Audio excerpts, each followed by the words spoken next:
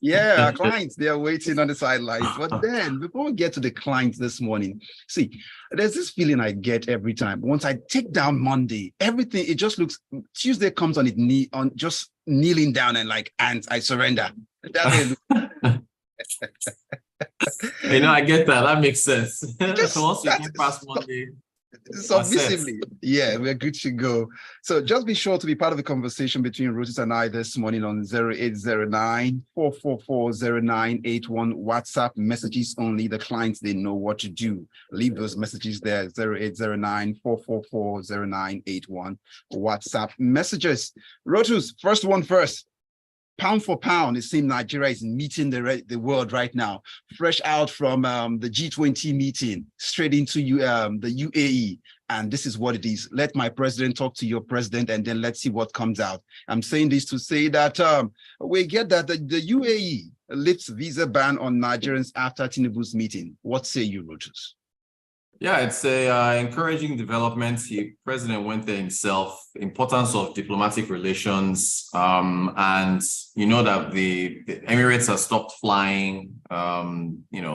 Etihad, basically because of the fact that there's issues with the repatriation of their foreign exchange out of the country. The visa ban was placed for a number of reasons, because of issues that were happening with some Nigerians in the UAE. So it's good to see the president go, following through on his G20 trip to try and hash out these matters. So apparently the arrangement is that they'll lift the ban, and also the UAE will invest in some sectors in Nigeria's economy as well. They also talked about some foreign exchange liquidity program. They'll give us more details on that. I'm not really sure what, either we're going to get FX from the UAE, or it's some arrangements to get to solve the repatriation issues with the airlines. Not really sure what they're referring to, but they said they'll give us more details on that. But on the whole, it's an encouraging meeting with the president, as an encouraging outcome. Now, talk to us about domestic flights now from Nigeria, because I hear there's one of this new headline, United Nigeria waiting to lash onto that route also. Let's see, does this really means well for them? Yeah, so basically you are allowing for, travel to resume. If you're a trader here in Nigeria and you buy things from the UAE and you come to sell them here, well, your market has opened up for you. It benefits the UAE, of course, because you've got more demand for people in Nigeria wanting to try. I've never been to the UAE, for example. I initially wanted to go to Gabon for holiday, but then the coup happened, so they scattered that one. So maybe now I can now go. So for me, I would go change money, go and spend their local currency. So it's a net benefit for them. So for the aviation sector, there are a number of airlines. I think Air Peace in particular, maybe one or others. We're going there, so hopefully that resumes. But then there was the issue of allocating. So I know there were some complaints as to not enough Nigerian airlines getting favorable slots to land in the UAE, as opposed to your Etihad and Emirates that were getting all these slots here. So they want a level. I'm sure the airlines will want a level playing field. It's on the whole, to know that visa restrictions will be that visa ban is lifted, plus possible investments coming in. It's encouraging news.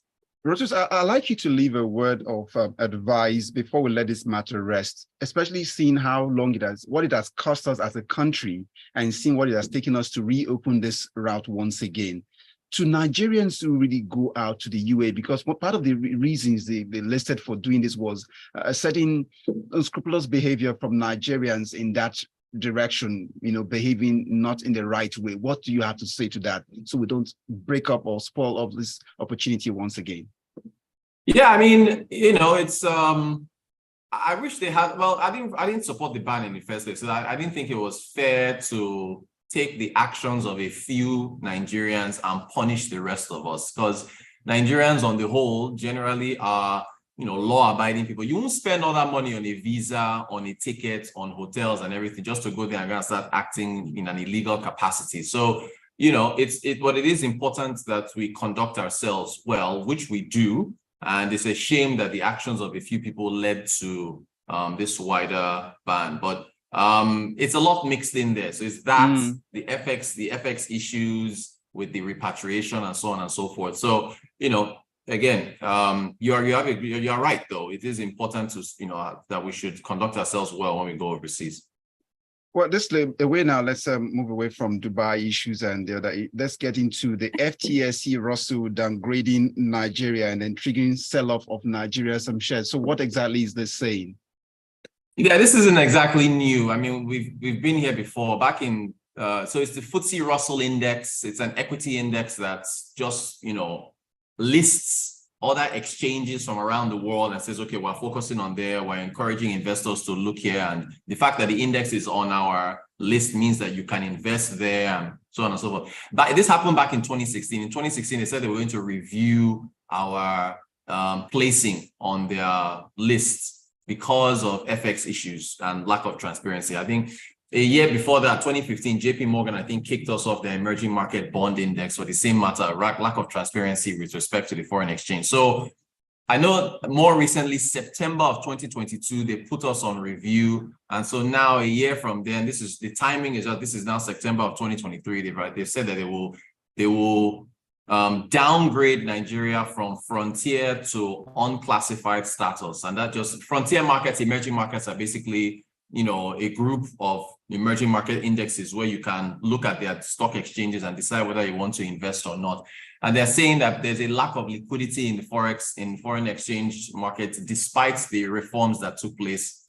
And that, again, the same thing with UAE. They mentioned the inability to repatriate funds out of the country. And so that's why they're downgrading. And it led to a big sell-off yesterday. Stocks, a number of banking stocks particularly lost value. But anytime stocks drop in Nigeria, I'm always like, that's an opportunity to go and scoop them up at a cheaper price. So we're in an era where, well, more is attempting to be done to try to improve the FX liquidity issues that we have.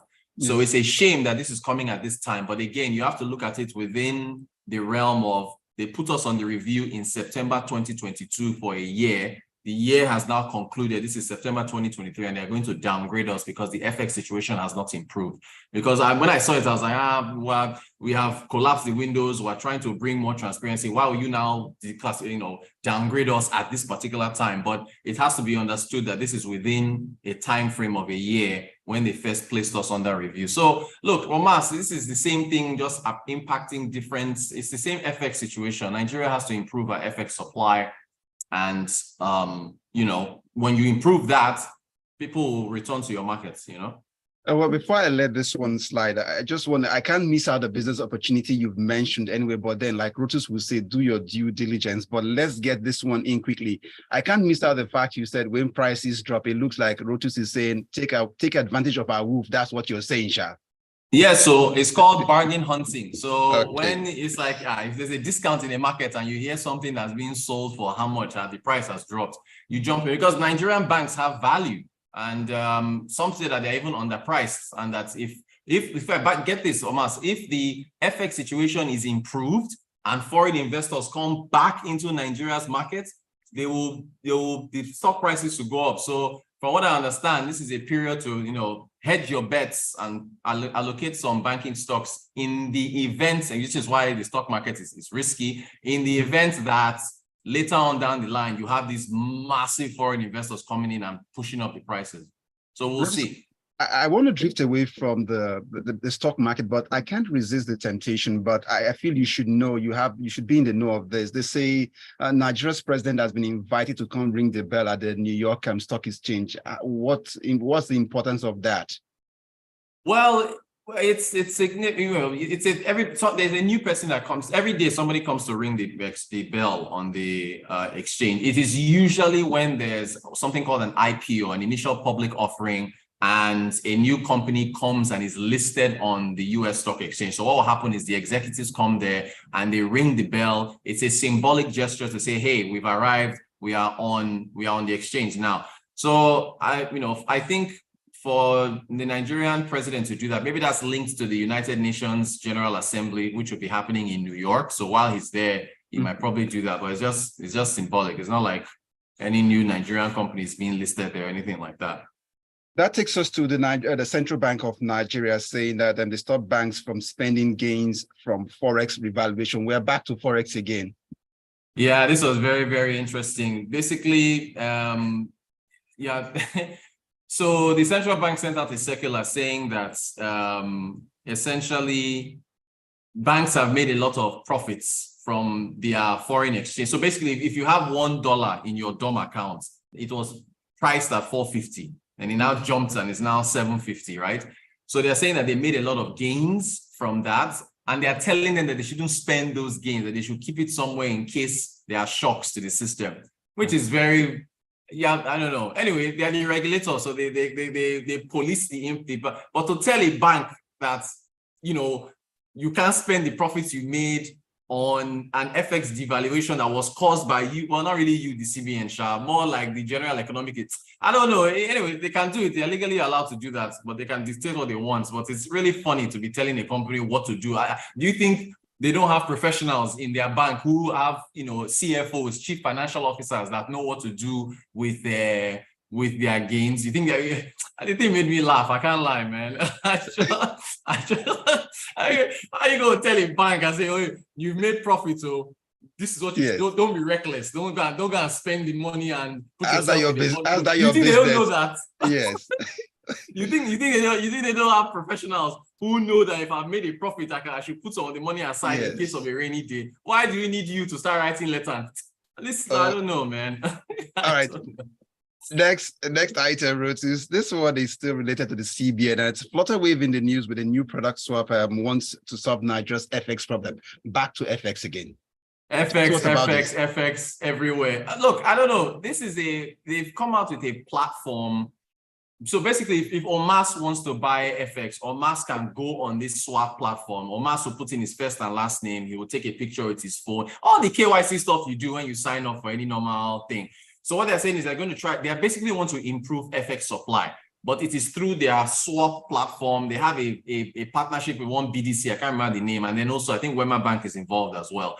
Look, you know, it's a good idea, anything that can improve FX, because they are an IMTO, an international money transfer operator, but they're not the only ones in the market or mass. There are other, if you want to improve supply, then what you have set, this deal you set up with Flutterwave, with their platform. Let it apply to everybody. Thank you. Let it apply to everybody else. And then everybody will, you have, you know, because look, at the end of the day, this thing is not, if Omas wants FX, he should be able to go into a bank and say, please, I need $10 or $100 for this. Let me collect my money and go my way. You document it, end of story. So all these, I hope it works. It sounds good. I just hope that they should democratize it and let it be everywhere so that we can improve FX supply. How you know I want FX? I don't really know, but then you are right. Anyway, examples. You know, but I'm saying it's okay. It's well, and I need FX too. So, Rotus, let's get to the final one. It's a sad passing, but then it's a life well lived, and that's relating to the passing of the accounting doyen of Nigeria and of known internationally. Akintola Williams passed on yesterday. So we'd like to hear your thoughts and what the significance would be of his passing and, you know, the contributions to the profession. Yeah, no, the man is a legend. He set up the first indigenous accounting firm in Nigeria. He was instrumental in setting up the Nigerian Stock Exchange. The man is a legend, an icon in accounting, Pa Akintola Williams. And I just included that just to, you know, pay tribute to him. And he's an icon. The man was a trailblazer. May he rest in peace. He lived to what, 104? Oh. I mean, yeah, I won't mind though. That's a life well lived, you know. So you know, may he rest in peace. Shout out to him and his family. The man is a legend. I found accounting pretty hard, by the way. I didn't really like accounting very much. And I loved accounting in secondary school. I loved it. I passed it with a good grade, you know, at the level. But I don't know why my dreams of accountancy just gave way. Anyway, I don't know. Shout out to him. Shout out to him. He was a legend. Let's see what the clients are saying this morning, Rotus. This one says, let me be the first to put this out there. I'm loving the hands-on approach of the president. That is President Bola Tinubu. And it only means better days ahead. Now, whatever deal is reached, Air Peace must get more landing slots. And then it goes on, Rotus, Tinubu as a whole is an IPO himself. I'm sure this news will be shocking, will be choking and pressing some people's neck.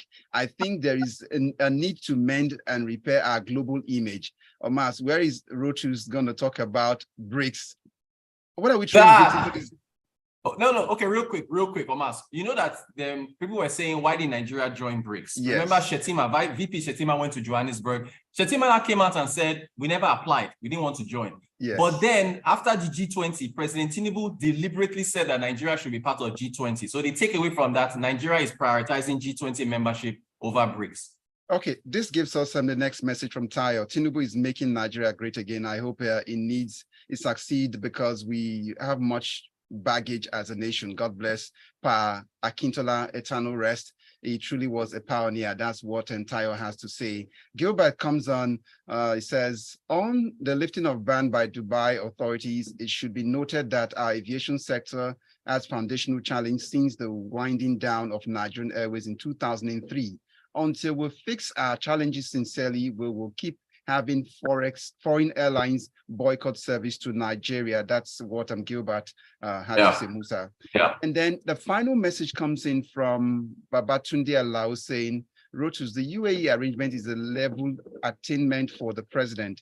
The terms of relationship rejig must be very clear. However, the FX situation is still a major setback.